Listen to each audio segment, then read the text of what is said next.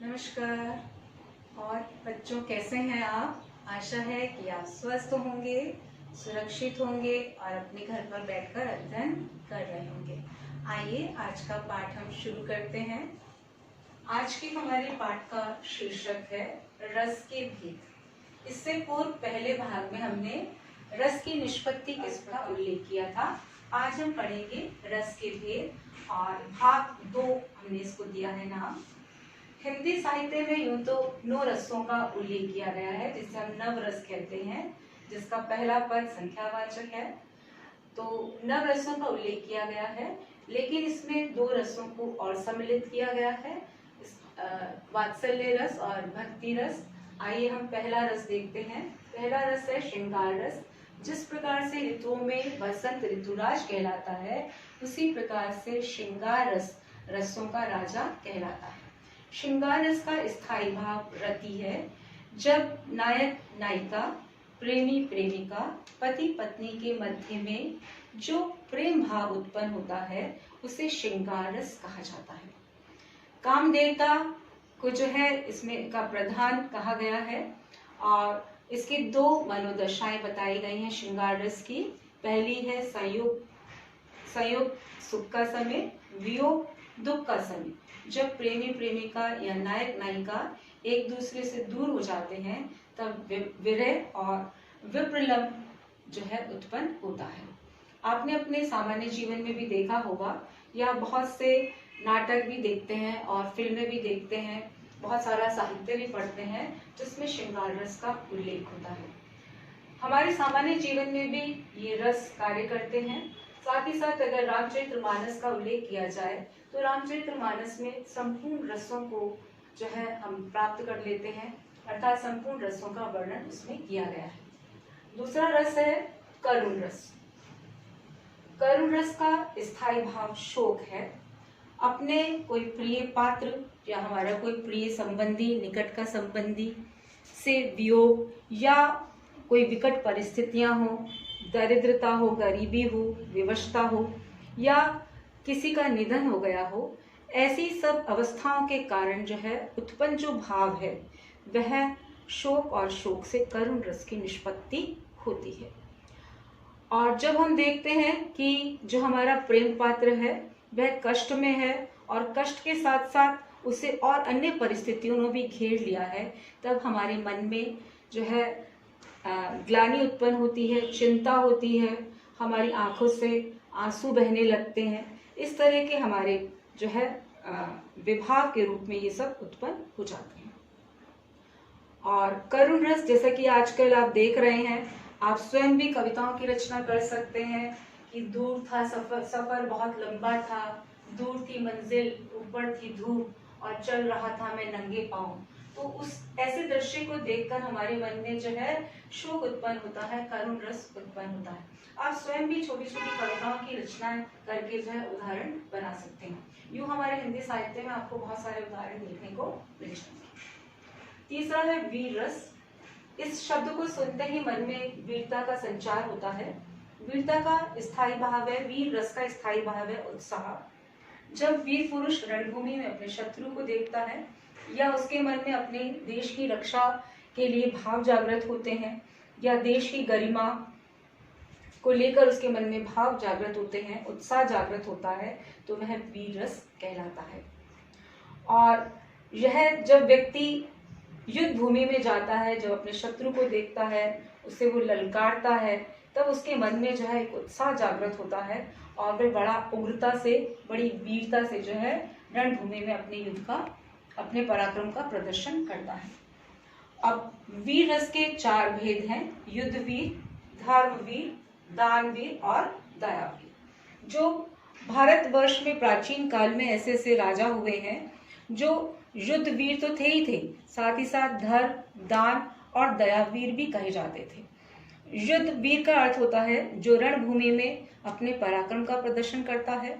धर्मवीर वह है जो धर्म को लेकर अपनी वीरता का या अपने भावों का या अपने कर्मों का प्रदर्शन करता है। उसी प्रकार से दान और दया, यानी कि गरीबों के प्रति दया भाव रखना, या अपने से जो निर्बल व्यक्ति है उन्हें सबल बनाने के लिए उन पर दया करना या उन्हें किसी प्रकार से सहायता प्रदान करना कहलाता है। जब युद्ध भूमि में वीर अपने शत्रु को देखता है या जो धर्मवीर है वो धार्मिक स्थलों को देखता है, ये सभी परिस्थितियां जो है उसे रणभूमि में पराक्रम करने के लिए, अपने प्रदर्शन करने के लिए उत्तेजित करती हैं, यानी कि विभाव के रूप में वह प्रदर्शित होता है। इसमें संचारी भाव हर्ष, गर्व, धृति, स्मृति तथा उग्रता आदि ये संचारी भाव उसके मन में जागृत होते रहते हैं। अगर हम भूषण की कविताओं को देखते हैं या उसके पद्य को देखते हैं तो उन्होंने वीर शिवाजी और वीर छत्रसाल की जो है राजाओं की प्रशंसा की है, उनकी वीरता का अतिशयोक्तिपूर्ण वर्णन किया है, तो उनको उदाहरण के रूप में इसमें लिया जा सकता है। अगर हम रामचरितमानस की बात करें तो उसमें राम और रावण के मध्य जो युद्ध हुआ है, या हनुमान या रावण के मध्य जो युद्ध हुआ है, उसमें वीरता के कई ऐसे दोहे या चौपाइयां हमको देखने को मिल जाती है। चौथा है हास्य रस। हास्य रस का नाम सुनते ही एक मुस्कुराहट सी आ जाती है चेहरे पर। हास्य रस का स्थायी भाव है हास। मनोरंजक दृश्य को देखकर या वाणी को सुनकर, विकृत आकार को देखकर, उसकी वेशभूषा या कुछ आंगिक चेष्टाओं को देखकर, सुनकर मन में हास उत्पन्न होता है, अर्थात हास्य रस की उत्पत्ति होती है। हास्य रस के भी दो भेद किए गए हैं। आत्मस्थ, जो विषय को देखकर, यानी कि विषय हमारे सामने क्या है, दृश्य हो सकता है, वाणी हो सकती है, विकृत आकार प्रकार हो सकता है, वेशभूषा हो सकती है, उसे देखकर जो हंसी आती है, जो हास्य रस उत्पन्न होता है, उसे हम आत्मस्थ कहते हैं।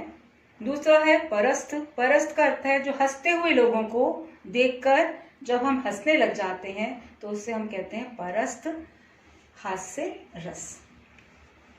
अब विभाव के रूप में हमारा हंसते हंसते पेट पर बल पड़ जाते हैं, हंसते हंसते हम लोटपोट हो जाते हैं, कई बार ताली बजाने लगते हैं, कई बार आपने देखा होगा कुछ लोगों की आंखों में पानी तक आ जाता है, मुस्कुराहट आ जाती है और आदमी खिलखिलाकर हंसता है।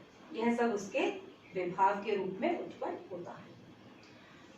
पांचवा है हमारा रौद्र रस। रौद्र रूप की हमने बहुत चर्चाएं सुनी हैं कि युद्ध भूमि में किस प्रकार से बड़े बड़े पराक्रमी जो है अपना रौद्र रूप का प्रदर्शन करते हैं। अब रौद्र रूप या रौद्र रस की बात करें, इसका स्थायी भाव है क्रोध। जब व्यक्ति क्रोध में आ जाता है तो उसका रौद्र रूप देखने को मिलता है। देखिए, जिस व्यक्ति से आपका विरोध है या वह आपका अपमान करता है या प्रतिशोध की भावना आपके मन में उत्पन्न हुई है, तब आपके मन में उस व्यक्ति के प्रति क्रोध का भाव उत्पन्न होता है। अब देखिए, अनुभाव के रूप में जब हम शत्रु को देखते हैं, अपने उस विपक्षी को देखते हैं जो हमारा अपमान करता है, हमारी आलोचना करता है, या कोई दुराचारी व्यक्ति है, किसी ने कोई बुरा कार्य किया है, तो उसको देखकर मन में क्रोध का भाव उत्पन्न होता है।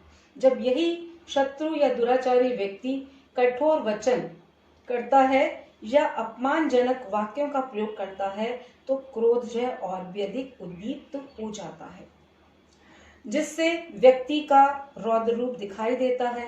अब रौद्र रूप में क्या होता है, अनुभाव के रूप में आंखें लाल हो जाती हैं, बोहें चढ़ जाती हैं, दांत पिसना शुरू हो जाते हैं, शत्रु को ललकारने लगता है। इस प्रकार से व्यक्ति का रौद्र रूप दिखाई देता है।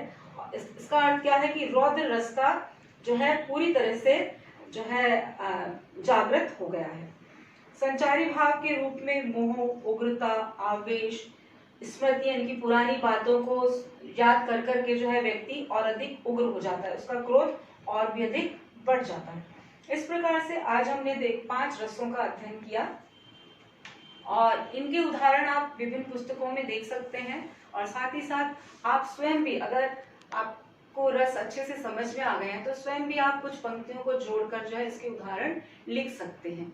अब तीसरे भाग में हम इसके जो बचे हुए 6 रस हैं उनका हम अध्ययन करेंगे। धन्यवाद।